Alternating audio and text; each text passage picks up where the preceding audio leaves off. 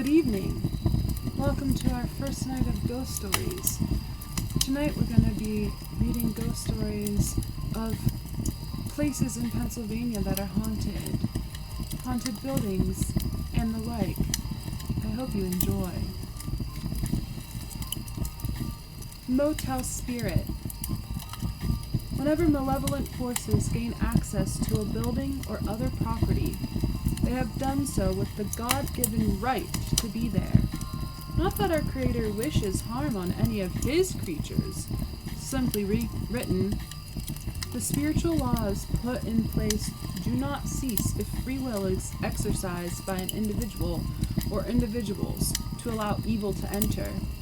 Although there are ways to rid an area of such malevolence, we will not pursue this here and continue on with the reason this introduction was given. While on a business trip to South Central Pennsylvania, a certain businessman chose to stay the night at a chain motel located in the town of Breezewood. He had traveled this way on business one time per year over the past few years. However, he had never lodged overnight at any establishment, choosing instead to drive on to other towns in the distance for rest. As he settled into his room, he lay on the bed and switched on the television in hopes to unwind from a tiring day spent in the Bedford area. However, as he looked on toward the television, he began to view something very strange. What he described as a small cloud or dark shadow, semi-transparent, hovering, then moving very slowly near the ceiling of his room. Thinking that his long day of work was beginning to wear on him, and was the reason for what he now viewed, he rubbed his eyes, opened them again, and saw the same strange 1 1/2 foot by 1 1/2 foot black formation near the ceiling of his room.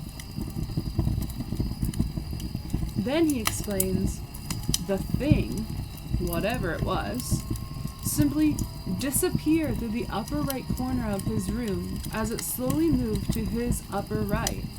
Not sure of what he had just seen, the man thought for a brief period of time, trying to decipher what he just had witnessed. However, after not being able to come to any logical reason why he had encountered the strange cloud formation, he continued on with viewing his television until he became tired, switched off the TV and lights, and went to sleep. Assuming that a night of restful sleep would erase all memories of the black mass he had seen in his room, the man drifted off to sleep in his comfortable bed. That's the scariest part because hotels don't have comfortable beds.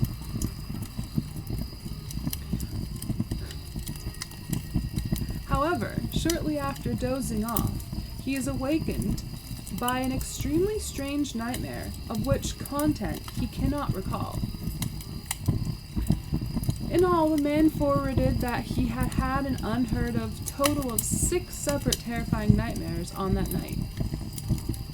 But he can't remember a one. Okay. And speaking with the man, he stated, I rarely ever have nightmares. And if I do, they are typically short in duration and not as terrifying as the ones I experienced in that motel room in Breezewood. Did the weird black thing I saw have something to do with the enormous amount of nightmares I had that night, I wonder? And speaking with the man further, he stated that he has never had a nightmare since that strange night he spent in that motel room. Was the weird black cloud something of evil substance that hovered and occupied that room in which the man attempted to sleep? Whenever a religious, priest, pastor, reverend, etc., attempts to rid an area, home, motel, or other structure of potential evil, either the current occupant or previous occupants most likely gave the right for that presence to exist there, this being any number of potential actions on the part of any individual, including the use of an Ouija board or any other illicit activity to allow the negative forces to enter. Considering the number of transitory inhabitants of motel encounters in its existence, any number of activities could be the reason for the man's frightful encounter in the above story.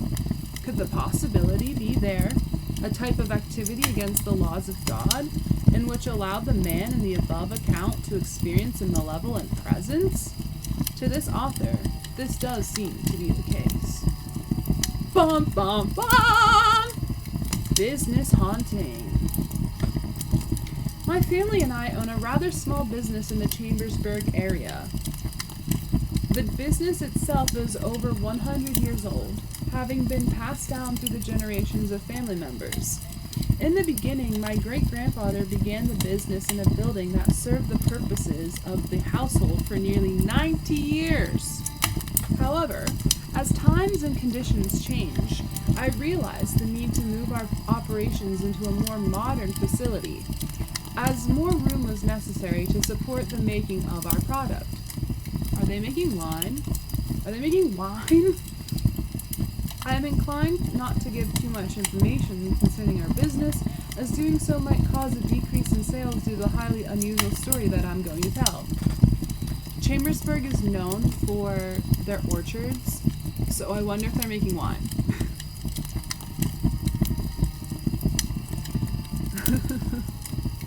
After all, I know there are believers in the hereafter and the spiritual, as well as scoffers of this type of thing. As I had said, due to the need for more space as well as updated machinery, we were forced to move from our ancient building, by today's standards, and look for a larger, more modern building. After looking for about 1 month, we settled on a place that needed few repairs and afforded ample room for our workers to produce our products more efficiently. The building in question had been vacant for quite some time. The only history we knew of the structure was that the previous owners left rather abruptly with no reason given. With that, we began to move our machinery and other necessary items from our old place and into the new one. We added a closed-in area for a small office where I and one secretary would handle the paperwork that would flow in, as well as other office chores that one would encounter on an everyday basis. So that was it. We were ready to continue operations in our newer building and to continue on with our family business. Our operation ran rather smoothly for quite some time, with only minor problems in production and shipping that we had encountered over the years, even while we worked in the rather cramped space of our old business site.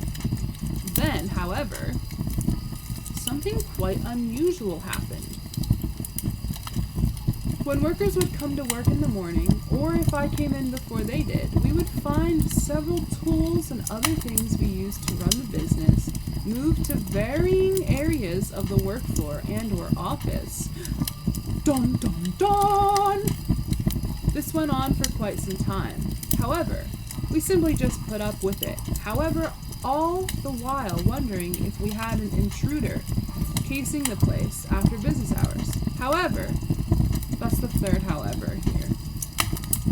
If this was the case, why wasn't anything stolen? It just seemed as though the intruder just wanted to move things around a bit. The scary thing in this is the number of howevers I just read. To get to the bottom of all this, I decided to secretly stay in the building a part of the night to hopefully get to the bottom of what was going on, as I was tired of employees complaining of workstation tools this station tolls, T-O-L-L-S. T-O-L-L-S. Gosh. They didn't know that Caitlin, the editor-in-chief, would be reading this. Anyway. Being moved to other stations. I too was becoming a bit ruffled over the necessity of each worker to exchange tools at varying areas of the building and in differing workstations so business could resume. In addition, I had a bit of paperwork that I could tackle along with seeing if anything out of the ordinary would happen. Then it happened. After experiencing what I did that night, I knew that no physical intruder was the cause of what our business was experiencing. It's giant rats, isn't it? It's Master Splinter and the Teenage Mutant Ninja Turtles. After I dozed off for a bit that night at the building, I was abruptly awakened by a light I saw, a light with a bluish tinge, in another part of the building, along with what sounded like a few men talking over some sort of plan. I wondered if I was hallucinating at this point, but realized fairly quickly that I wasn't. I then slowly exited the area I was in and walked to where I saw the strange glowing light with people talking within that area. However, as I neared the place in question, the light extinguished and the distant voices immediately stopped. I was now in darkness in that area of our building. Thinking that I indeed had heard intruders in the place, I picked up a tool that would serve as a nice deterrent to an intruder. Called out to whomever might be there that they were caught and entered the area in question after I turned on a light to illuminate the area. However, much to my surprise, not a soul was in sight. I scoured the area in question and found nothing, as there was only one way in as well as one way out of this area. I had no explanation as to what I had experienced. A chill then raced through me as I thought that I had just experienced an encounter with ghosts. Not the ghosts. But why would they be haunting a building on the outskirts of a rather large town? After this night, we experienced nothing out of the ordinary ever again. No tools misplaced, no voices, and no weird lights at night. So, who were these apparent ghosts? What did they want, and where did they come from? I consider myself a fairly logical person, only telling a couple of close family members that I had encountered what I had encountered. We came to this probable conclusion to what I was in the presence of that night. We have no doubt that I had experienced some sort of ghostly phenomenon with the voices and the light and all of the moved tools within our place, as this area holds no significant happenings, other than one in which I will explain later, from the past. Deaths, burials, etc. Only one of us came to the conclusion as to what was happening in our building. As Chambersburg was a town in which the Confederate Army marched on its way to the classic showdown at Gettysburg, just a few miles down the road, we assumed that this might, I repeat, might have something to do with our supposed haunting. After all, it wouldn't be that hard to think of Confederate generals and other high-ranking officers discussing their army's plans while in this area. However, as nothing was here in 1863, where our building now rests, could these soldiers of the dead choose to replay a part of their lives in the area in which this played out many decades ago? Or is the energy ingrained on this soil have come back to again display its significance? One can only wonder. The only thing that is certain is the fact that after I experienced what they, the possible soldiers, wanted me to experience, we've had no other spiritual problems within our family business. Wow. Wow. Bedford Springs Hotel, Bedford, Pennsylvania. In the not-so-distant past, as the Bedford Springs Hotel stood alone, abandoned and in the early stages of decay, it gave the impression of an enormously large building that was haunted by spirits of those that at one time had enjoyed its beauty and splendor. My first sight of the gargantuan structure came in the early to mid-1990s as a friend drove me to the area where the hotel stands. As it was early evening, with the sun just behind the horizon in the western sky, the Bedford Springs Hotel certainly did give me the impression of being an eerily haunted dwelling, a building that one would not want to enter. For those that have seen the immensely popular horror movie The Shining, my first impression of this large building before me was the similarity to the building used in the previously mentioned movie. As I looked at the dark shadow of the exterior of the immense structure, my friend told of what she and her friends had encountered in the past at the site. In the darkened structure, She told of lights mysteriously glowing in certain rooms of the abandoned hotel, only to be extinguished by an unseen hand within mere seconds of viewing the strange anomaly. Anomaly, Caitlin! Then, as if on cue, a seemingly ghostly light would illuminate other rooms, again followed by the envelopment of darkness as the light was again switched off. In questioning her concerning these bizarre sightings, she stated that the building was abandoned and that not a living soul could have been in the area as she looked on in disbelief. Could these have been lights illuminated by electricity in the old building, or could these glowing rooms have been illuminated by ghostly beings themselves, with each soul giving off an energy that illuminates the area in which they occupy? Lastly, on the subject of ghostly energy, now that the hotel is in operation once more, could these beings also inhabit the building during the daylight hours as guests and staff go about their business within? However, with the increased amount of light that fills the rooms during the daylight hours, can we not view these spirits as they blend in with the oftentimes harsh glow of the sun? Me, vampire. Then as the sun descends and darkness falls, the beings from another time make their presence known as they glow in the shadows of the night.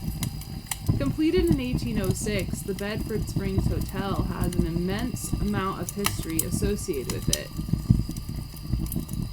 In this day and age, the hotel has been refurbished to its one-time elegant status and is in full operation.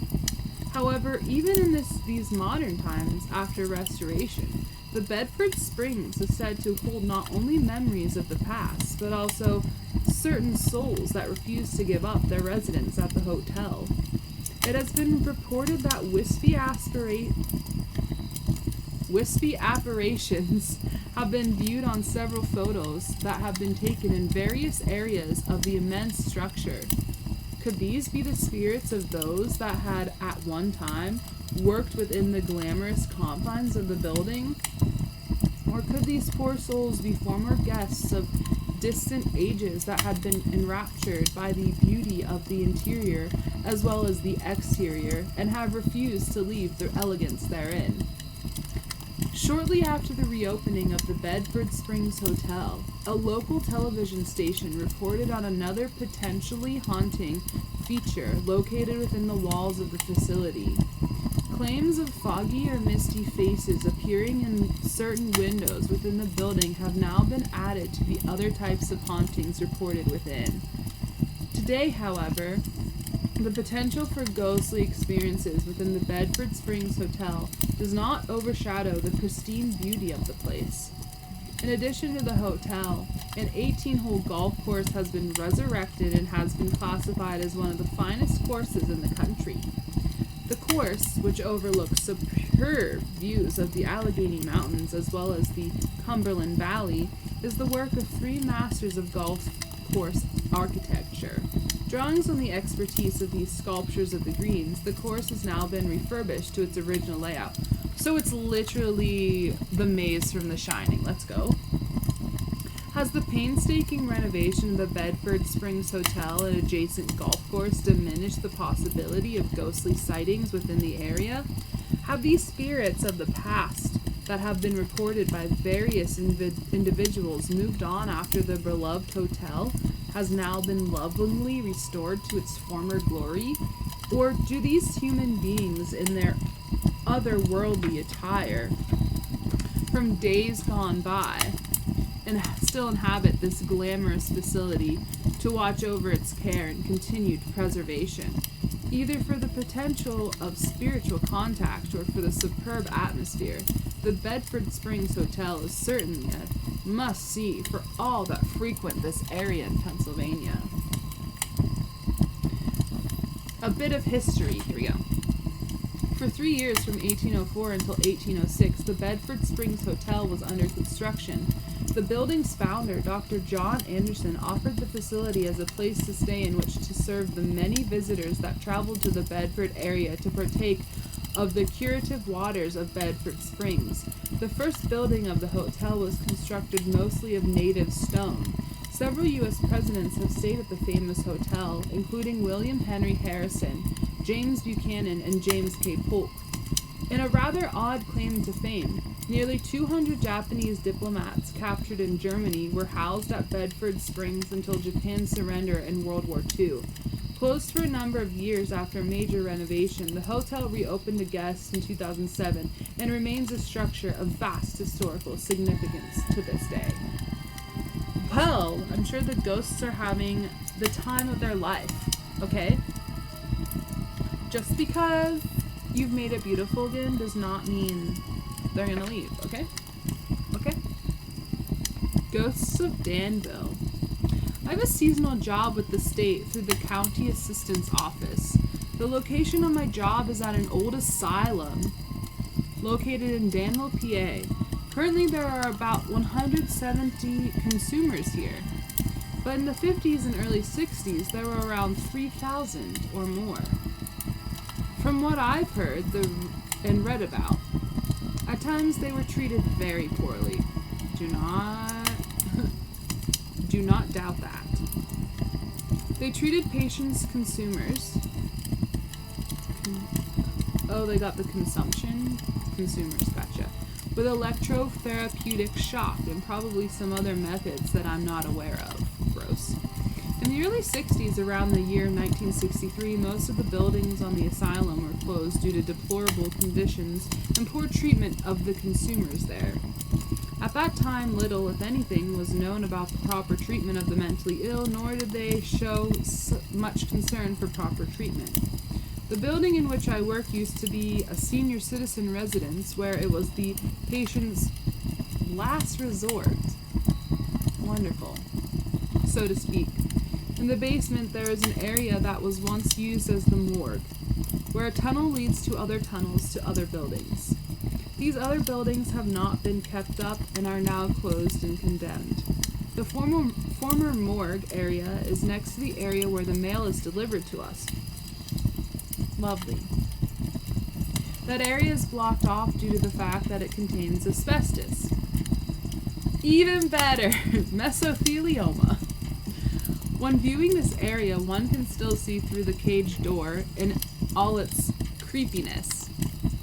Also, in the basement, there is an abandoned pool, showers, and changing areas that are equally creepy. According to others, as well as information posted on various websites, there are supposedly still apparitions here because it was the patient's final place of living. As to my experiences here, once while scanning documents in one of the hallways, I heard someone or something whisper my name. After hearing this, I turned and saw nothing behind me. After trying to find an explanation about the situation, I came to the conclusion that no one could have whispered my name without me turning to see them. Incidentally, after telling a coworker of my strange experience with someone or something whispering my name, the coworker also stated that she has also experienced the same phenomenon during the past 1 or 2 years of her employment here. Is that like while you're trying to fall asleep and you hear like your mom whisper your name and you wake up and it couldn't have been her and it's like, why did my brain do that? You know? Another strange thing that happened to me was, while housed in a very small room by itself, a computer began flipping out! Flip out! And then, all of a sudden, it functioned normally again. At the time, this computer started continually moving various emails up and down on the screen at a very fast rate. I've never experienced anything like this before in my life. This continued on for about 5 minutes or so, and then I either shut the computer off, immediately turning it back on again, or it finally stopped on its own after I considered moving to another computer. I remained in the blue room, the name we use for one small room at work, for the rest of the day. After this strange occurrence, the phone rang. Dun dun dun! Not sounding like anything out of the ordinary, I must let it be known that this phone hardly ever rings because there is no office there, and no one ever calls each other at work, choosing to communicate by email instead. Same girl, same. After picking up the phone, there was no one on the other end of the line. Approximately 1 hour later, the phone rang a second time. Again, after I picked up the receiver, no one was on the other end of the line. After all of the seemingly ghostly happenings that we've experienced, my coworker teased me saying, "Your ghost buddy was trying to get a hold of you." Incidentally, at all other times I was working in the blue room, the phone never rang again when I was there. Publisher's note: the compromising of electrical equipment can be a sign of spiritual activity. If interested, please investigate the Danville State Hospital online at various websites. Interesting. Dun dun dun! Alright, last one. Cool country haunting. Cool! I must admit, I'm a bit reluctant to tell this story. Oh goodness. It's gonna be good. I live very near to the small town of Punxsutawney, Phil, and have been a widower for a few years. Sorry for your loss. Having retired from a local company, up until the time I experienced what you will read in this story, I never really thought much about the afterlife or ghosts or anything like that. Living alone, I sometimes enjoy a walk into town to visit friends and acquaintances, or to simply spend time in the park in the middle of town to break up the monotony of the day. On the day that I experienced something I really can't explain, it was threatening rain and was quite cool. It was now September and the trees were beginning to turn really nice colors. Western Pennsylvania in the fall though, am I right? Or am I right? From my house, there are two ways to get into town. Either you can walk on the main road that passes in front of my house, or you can hike a nicely manicured pathway. The pathway does take a bit more time, but it is rather nice to walk on if the weather permits.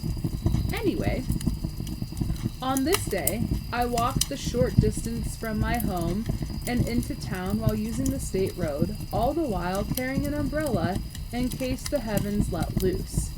I stayed in town for about 2 to 3 hours, walking, talking,